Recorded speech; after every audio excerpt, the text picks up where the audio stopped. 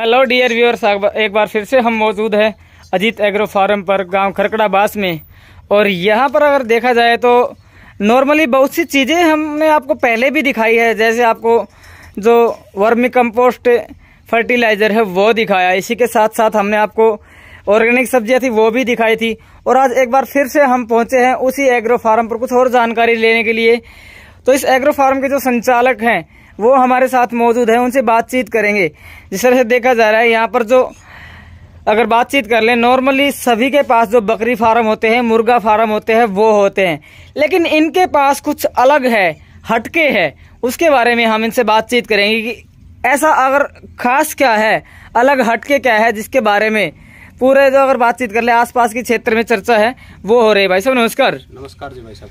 भाई साहब ये जो मुर्गी फार्म, बकरी फार्म आपने संचालित किया हुआ है, हाँ जी, इसमें क्या खास है, स्पेशलिटी क्या है, अलग क्या है? अब इसमें क्या है, ये हमारे पास सोजत हैदराबादी नस्ल की बकरियां हैं जी। और ये बकरियां क्या है कि एक तो अपने आप में भी सुंदर हैं और इनके बच्चे जो होते हैं जी वो भी काफी सुंदर हैं जी। ये देखो, ये हमारा बीटल का बच्चा है जी। इसकी उम्र लगभग 15 दिन के आसपास का बच्चा है जी। 15 दिन के बच्चे के से कान, इसकी हाइट, लेंथ देखो, इनका खाना पीना जो प्रॉपरली मेंटेन किया हुआ है।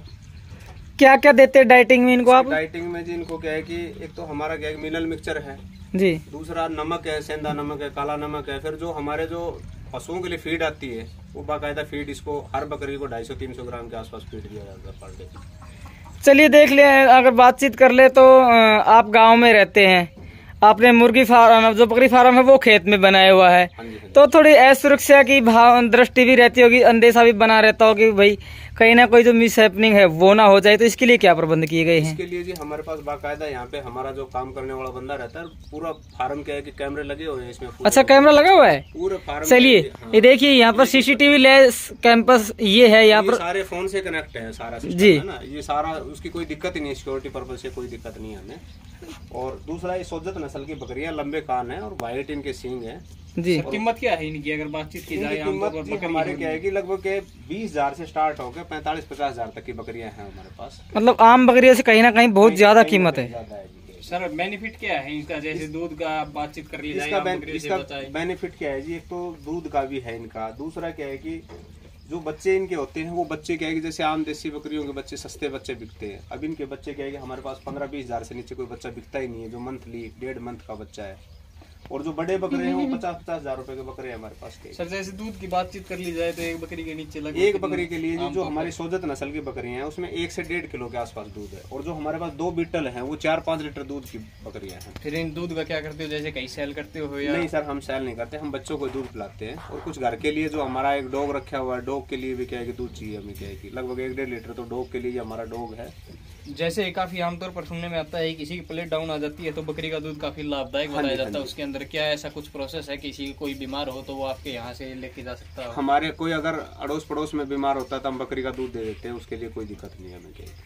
चलिए बातचीत कर ले, अगर कोई चाहे जो सोजत नस्ल और बीटल नस्ल आपने बताई है उसका अगर गोट फार्म अगर कोई लगाना चाहे तो क्या कुछ प्रोसेसिंग उसकी रहती है? सर गोट फार्म के लिए नॉर्मल सा प्रोसेस है, अगर जितना कम खर्चे में इसका जितना बाड़ा बन जाए उतना अच्छा है। आजकल हमारे युवा पहले शेड के ऊपर बहुत पैसा खर्च कर देते हैं, उसके बाद बकरी लाने के लिए पैसा ही नहीं होता। तो बकरी को तो एक नॉर्मल बेस पे कहीं भी रखा जा सकता है, जहाँ थोड़ा सा छाया हो, जहाँ बारिश ना आए। तो हमें सोलर का शेड है, इसी के नीचे सारा काम कर रखे। हमारा कोई इसमें कोई खर्चा ही नहीं लग रहा है, 1-2 हजार रुपए की जाली में हमने अपना फार्म बना रखे। ये हमारी बीटल नस्ल की बकरी है और ये 2 बच्चे दिए थे इसके, एक बच्चा और एक बच्ची हमने सेल कर दिया। एक दूसरी बीटल के दोनों के 2-2 बच्चे थे, 2 बच्चे सेल कर दिए, 2 बच्चे हमारे पास ऑलरेडी, एक बच्चा बच्ची है हमारे पास। तो कितना कुछ जो आपका अगर बातचीत कर ले टोटल मिला के तो रेवेन्यू ईयरली हो जाता है आपका? सर हमारे फार्म की लगभग अभी 60-70 हजार रुपये पर मंथ इनकम है टोटल मिला के, जिसमें वर्मी कंपोस्ट भी है और हमारा ऑर्गेनिक सब्जियां भी हैं और गोट भी है।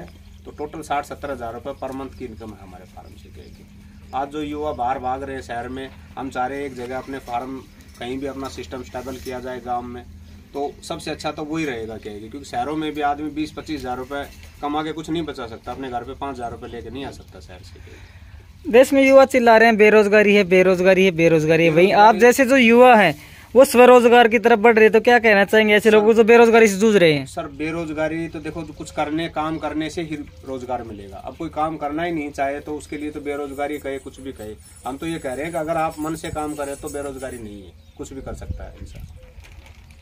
प्रॉपरली यहाँ पर ख्याल रखा गया है। जिस तरह से आप देख पा रहे हैं कि जो काला नमक है और जो सेंधा नमक है वो भी यहाँ पर इनके जो स्वास्थ्य है उसको बनाए रखने के लिए ये जो भाई साहब हैं इनके द्वारा दिया जाता है। इसके साथ साथ बातचीत कर लें तो जैसे अभी इन्होंने बताया कि जो टेक्निकल रूप से सारी जो सुविधाएं हैं वो इन्होंने, ये जो कैंपस हम आपको दिखा रहे हैं, इसी कैंपस के अंदर ये अच्छी खासी कमाई कर रहे हैं, स्वरोजगार कर रहे हैं, और जो युवा बेरोजगारी चिल्ला रहे हैं उनके लिए एक मिसाल भी बने हैं कि आप स्वरोजगार करके, स्वरोजगार से जुड़ के भी अपनी जो आजीविका है उसको चला सकते हैं और जो बेरोजगारी है उसको आप मिटा सकते हैं।